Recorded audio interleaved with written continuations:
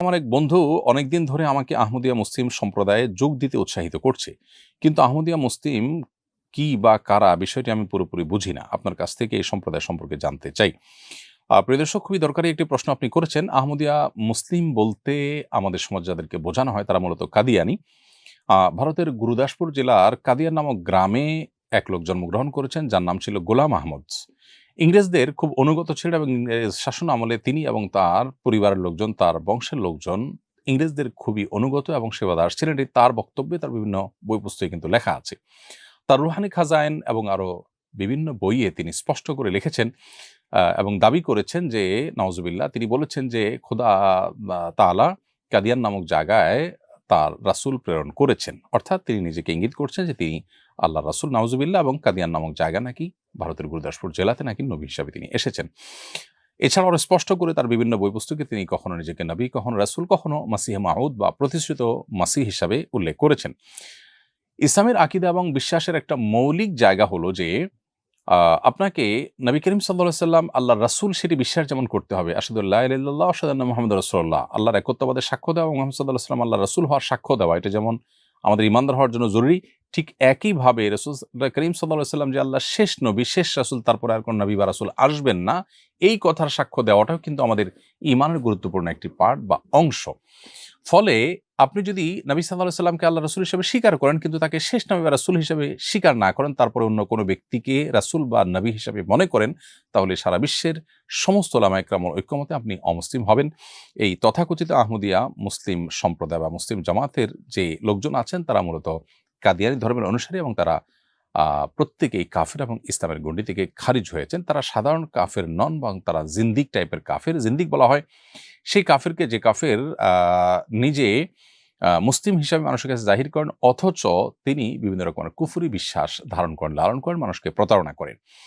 এটা হলো অনেকটা নকলের মতো। আপনার কাছে টাকা নেই, দোকানদারের কাছে গিয়ে আপনি বলেছেন অন্য বিরণ করে আপনার ক্ষুধা লেগেছে, হয়তো আপনাকে কিছু খাবার দিতেও পারে দোকানদার। কিন্তু আপনি নকল টাকা যদি দেন তাহলে আপনাকে খাবার দেওয়ার পরিবর্তে জেলে পাঠানো হবে। ঠিক একইভাবে আ আমাদের এই সমাজে বিভিন্ন ধর্মের মানুষ বসবাস করে, সেটি করতেই পারে। কিন্তু কেউ যদি মুসলমান নাম ধারণ করে অথচ সেই মুসলমানদের মৌলিক বিশ্বাস আ এটি ধারণ করে না, তাহলে সেক্ষেত্রে সে কখনো মুসলমান না, এটা বরং সে প্রতারণা করছে এর মাধ্যমে।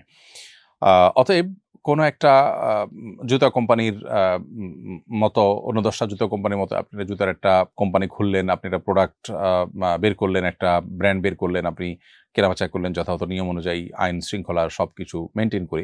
এটাকে আপনার কেউ ইলিগাল বলবে না। কিন্তু আপনি যদি কোনো প্রতিষ্ঠিত কোম্পানির ব্র্যান্ডের নকল বের করেন, তাহলে সেক্ষেত্রে আপনাকে অপরাধী হিসেবে ধরা হবে। আ আপনি মুসলমানদের মৌলিক বিশ্বাস যেটি, সেরকম বিশ্বাসকে বিশ্বাস করবেন না, সেরকম বিশ্বাসে বিশ্বাসী হবেন না। আবার নিজেকে মুসলিম দাবি করবেন, এটা সুস্পষ্ট প্রতারণা, যেটা এই কাদিয়ানীরা করছে। দুর্ভাগ্যজনকভাবে একই কাজ আমাদের দেশে খ্রিস্টান মিশনারিরাও করছে। তারা নিজেদেরকে নাম দেয় ঈসাই মুসলিম। খ্রিস্টান না বলে মুসলমানদেরকে বিভ্রান্ত করবার জন্য বলে যে আমরা ঈসাই মুসলিম, মুসলিমই তো আমরা। ঈসা ইসলামের প্রতি যা শ্রদ্ধা করি, আপনি মুসলমানের সাথে এমনি শ্রদ্ধা করেন। তো এই কথা বলে তারা মানুষকে খ্রিস্টান বানায়, আর এরা মানুষকে কাদিয়ানী বানাচ্ছে এবং গোটা বিশ্বের অনেক মুসলিম দেশেই তাদেরকে কাফির হিসেবে সরকারিভাবে ঘোষণা করা হয়েছে। আমাদের দেশে তাদেরকে সরকারিভাবে কাফের ঘোষণা করার দাবি দীর্ঘদিন থেকে উলামায়ে কেরাম করে আসছেন। দুর্ভাগ্যজনকভাবে তাদের সে দাবিকে এখনো পর্যন্ত পূরণ করা হয়নি। আমরা আশা করব সেই দাবি পূরণ করা হবে এবং আপনাকে আল্লাহ তাআলা হেফাজত করুন এদের এই আ কবল থেকে। মুহাম্মদ সাল্লাল্লাহু আলাইহি সাল্লামের পরে আর কোন নবী রাসূল আসবেন। আল্লাহ তাআলা বলেছেন, মা কানা মুহাম্মাদুন আবা আহাদিম মির রিজালিকুম ওয়ালাকিন রাসূলুল্লাহি ওয়া খাতামান নাবিয়্যিন। আল্লাহ তাআলা এখানে নবী সাল্লাল্লাহু আলাইহি সাল্লামকে সব নবীদের শেষ নবী হিসাবে সুস্পষ্টভাবে উল্লেখ করেছেন। খাতাম বা খাতিম দুইভাবে পড়া যায়। দুইটার অর্থই খোলাসা দাঁড়ায় হলো নবী সাল্লাল্লাহু আলাইহি সাল্লাম শেষ নবী এবং শেষ রাসূল। নবী সাল্লাল্লাহু আলাইহি সাল্লাম এটার আরো স্পষ্ট ব্যাখ্যা করেছেন যে লা নাবিয়্যা বাদি, আমার পরে আর কোন নবী আসবে না।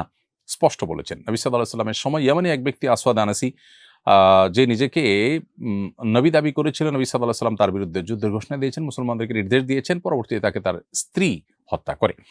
এবং একইভাবে নবী সাল্লাল্লাহু আলাইহি সাল্লামের বিদায়ের পর মুসাইলামা আল কাজ্জাব নামে এক ব্যক্তি নিজেকে নবী দাবি করে এবং ভয়ঙ্কর ফিতনা যখন সমাজের মধ্যে ছড়ায়, তখন খলিফা আবু বকর সিদ্দিক রাদিয়াল্লাহু তাআলার শাসন আমলে সিনিয়র অনেক সাহাবায়ে কেরামের মাধ্যমে তাদের সাথে পরামর্শ করে তার বিরুদ্ধে যুদ্ধের ঘোষণা দেয়া এবং সে ৪০,০০০ মানুষ মুসলমানদের বিরুদ্ধে যুদ্ধ করতে উদ্যত হয় এবং পরবর্তীতে তাকেও কিন্তু বধ করা হয়। এখান থেকে বোঝা যায় স্বয়ং নবী সাল্লাল্লাহু আলাইহি সাল্লাম এবং সাহাবায়ে কেরামের সময় পর্যন্ত মিথ্যা নবুয়তের দাবিদারদের বিরুদ্ধে তারা লড়াই করেছেন। অন্য ধর্মাবলম্বীরা তাদের ধর্ম পালন করেছেন, কিন্তু মুসলমানদের নাম ভাঙিয়ে অমুসলিম কেউ সমাজের মধ্যে মুসলমানদেরকে বিভ্রান্ত করবে সেই সুযোগ তাদেরকে দেয়া হবে না, এবং এটি দেওয়াটা কখনো ন্যায্য হতে পারে না। এজন্য নবী সাল্লাল্লাহু আলাইহি ওয়াসাল্লাম পরিষ্কারভাবে বলেছেন, আমার পরে সালাসুনা কাযাবুন ৩০ জন মিথ্যাবাদী পৃথিবীতে আসবে, কুল্লুহুম ইয়াজআমু আন্নাহু নবী, প্রত্যেকে ধারণা করবে সে নবী, অথচ লা নাবিয়্যা বা'দি, আমার পরে আর কোনো নবী আসবে না। অতএব কাদিয়ানী যারা তারা নিজেদেরকে আহমদিয়া মুসলিম জামাত পরিচয় দেয়, তারা গোলাম আহমদ কাদিয়ানীকে নবী বা রাসূল মনে করে।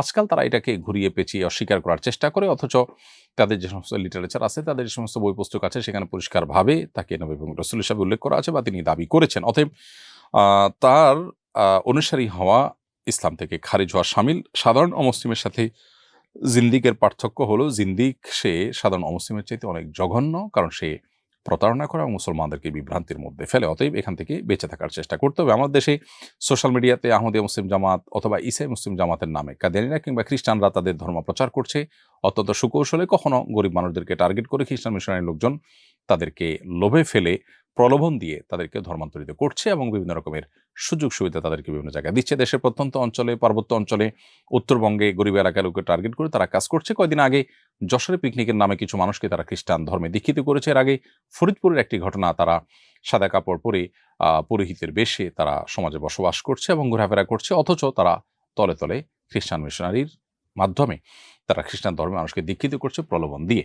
পূর্ব তিমুর সহ সুদানের কিছু কিছু এলাকা, যেগুলোতে একসময় মুসলমানদের বসবাস ছিল, কিন্তু পরবর্তীতে খ্রিস্টানদের আধিপত্যের কারণে উপনিবেশিক শাসনামলে এবং তার পরবর্তী সময়ে খ্রিস্টান মিশনারিগুলোর কারণে সেখানে কিন্তু খ্রিস্টানদের আধিপত্য হতে হতে শেষ পর্যন্ত মুসলমান দেশ থেকে বিচ্ছিন্ন হয়েছে। আমাদের পার্বত্য অঞ্চলকে আমার দেশ থেকে বিচ্ছিন্ন করবার জন্য, উত্তর অঞ্চলের কিছু অংশকে বিচ্ছিন্ন করবার জন্য নানা ষড়যন্ত্র চলছে। আমাদের দেশে কিছু অসাধু প্রশাসনিক কর্মকর্তা আছেন যারা সামান্য কিছু সুযোগ সুবিধা গ্রহণ করে হয়তো তারা এই সমস্ত কাজ দেখেও না দেখার ভান করেন। বিভিন্ন ওলামা ইকরাম তাদের কাছে নালিশ করতে গেলে উল্টা তারা হ্যারাসমেন্টের শিকার হন। অতএব কাদিয়ানীদের অমুসলিম ঘোষণা করা এবং খ্রিস্টান মিশনারিগুলোর এই সমস্ত অপতৎপরতা বন্ধ করা, এটি আমাদের ধর্মীয় কারণে যেমন খুবই জরুরি, ঠিক তেমনিভাবে আমাদের রাষ্ট্রের নিরাপত্তার জন্য খুবই আবশ্যক একটি বিষয়। আমাদের প্রত্যেককে যার যার জায়গা থেকে এখানে সোচ্চার হতে হবে। আস-সুন্নাহ ফাউন্ডেশন, উম্মার স্বার্থে সুন্নাহর সাথে।